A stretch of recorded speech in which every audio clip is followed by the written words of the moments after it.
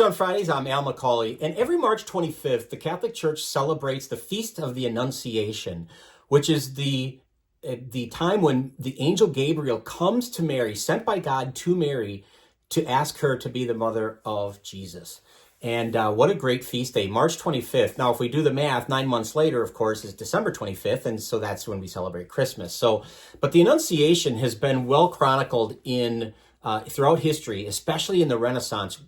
Artist after artist has portrayed this event in very regal and royal terms. And what I want to do is talk to you about the Annunciation through the lens of this more modern painting and interpretation of this event from an artist named John Collier, and it's just simply called The Annunciation from the year 2000. So just a few decades before me filming this. So you might see it's dramatically different when you look at this painting from the ones that you might conjure up in your mind's eye. You know, we've seen examples of the Annunciation portrayed in art on Christmas cards and, like I said, in Renaissance paintings.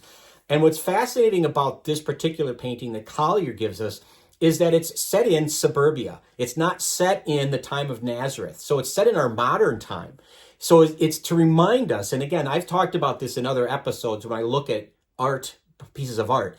When an artist does that, they're doing that to make us understand that the Annunciation is not just something that's one and done, that happened 2,000 years ago in Nazareth and that's it. That the Annunciation continues in our hearts and in our minds every time we welcome Christ into our lives. And so it's interesting to notice that that's important, that's what the artist is trying to convey.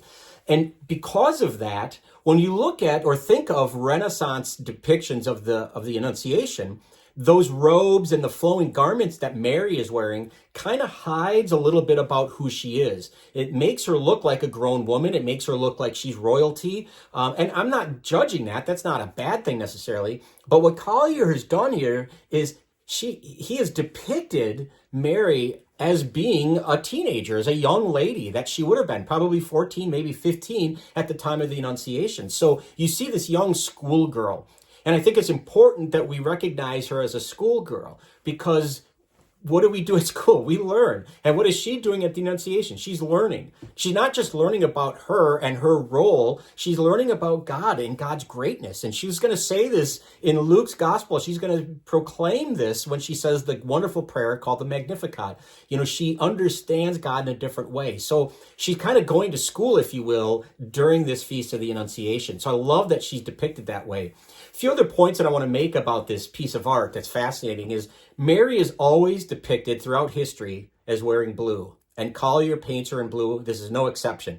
Blue is the color of the heavens. It's the color of divinity and proximity to God. And so because Mary is the mother of Jesus, the mother of God, she is given that respect, if you will, that she's always depicted in blue to represent that symbolic connection to her son, to the divine. You'll notice that her head is slightly bowed in this painting. You'll notice that her hair is pulled back in a ponytail. These are signs of humility, and they're signs of purity, virginity.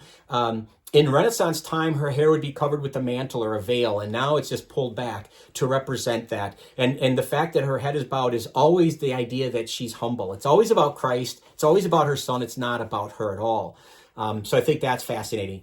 The idea that Collier has painted her to be standing on a welcome mat is another interesting little tidbit, because I believe he's trying to say Mary is welcoming the Holy Spirit. What does she say in response to the angel? She says, "Fiat, let it be done," as you say, welcome into my life, welcome into my heart, welcome into my body, Jesus. I want to welcome him into my life so that I can welcome him to the world and give birth to him in the world.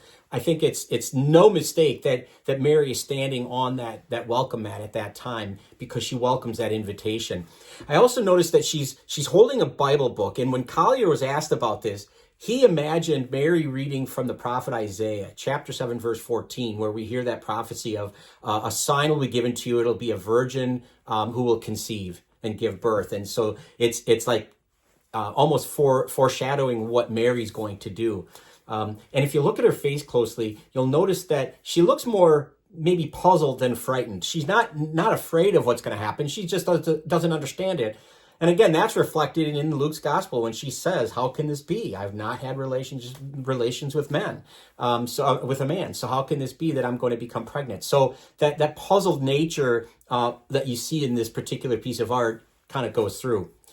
Two more things I want to say. Number one is that there are lilies ever present with Mary, and this is no exception. The lilies there, if you notice, they're first of all, they're representative of peace, but also of purity. They're symbols of purity. And you'll notice that they're not fully bloomed yet.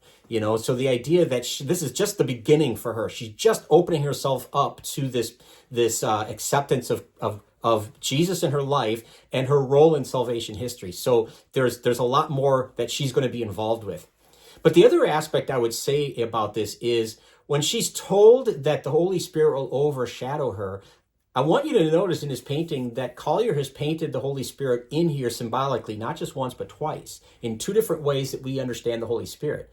If you look at the top far right of the painting, all the way in the background on the roof, there's a dove waiting there, just sitting there, perched. It's representing the Holy Spirit that's sitting there waiting to or overshadowing this event. And if that's not clear enough for us, notice that Mary's skirt, her clothes, seem to be billowing in the wind.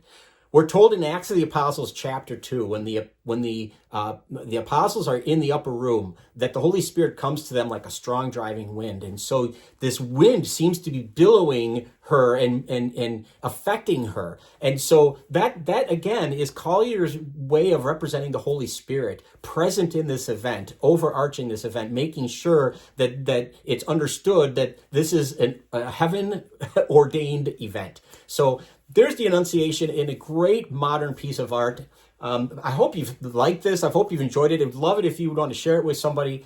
We'd love it if you'd subscribe to our YouTube channel or follow us on Facebook. But either way, please keep tuning in every Friday for Fish on Fridays. Until next time, please be good to each other. Keep looking for those annunciations in your own life, and God bless.